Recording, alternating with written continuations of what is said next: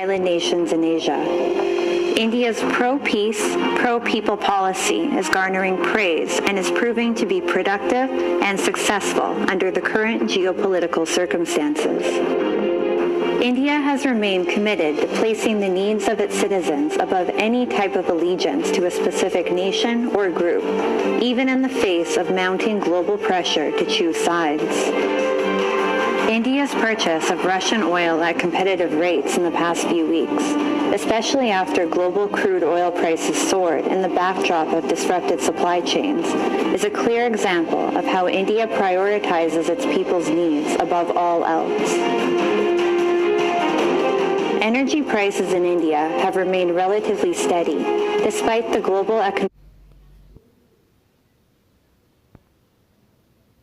crisis because of such actions.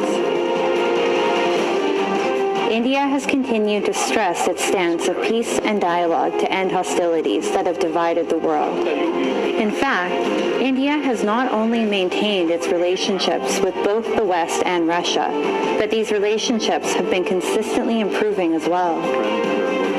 Recent statements from both the United States and Russia are clear evidence of India's strong and secure relationships with the two countries. Partnership between our countries, between India and the United States, is simply one of the most consequential in the world. It's vital to addressing virtually every global challenge that our people face, whether it's health security, climate change, food security, upholding a free and open international order, to name just a few. Over the past years, we have made real progress in elevating that partnership bilaterally. It has been underpinned by a very close ally relationship over many decades. We've never had any difficult issues. We've always supported each other. And that is happening right now, and I'm sure this will be the case in the future as well. While India has grown to be one of the major forces in world diplomacy and commerce, it has never sought to use its power to gain an unfair advantage. India has been cautious to follow local laws and avoid abusing its position, even in the smallest of the countries where it has invested. Apart from defending its sovereignty, India has never used any form of force to achieve its objectives and goals. India's centuries-old principle of ahimsa, or nonviolence, continues to guide its foreign policy even today.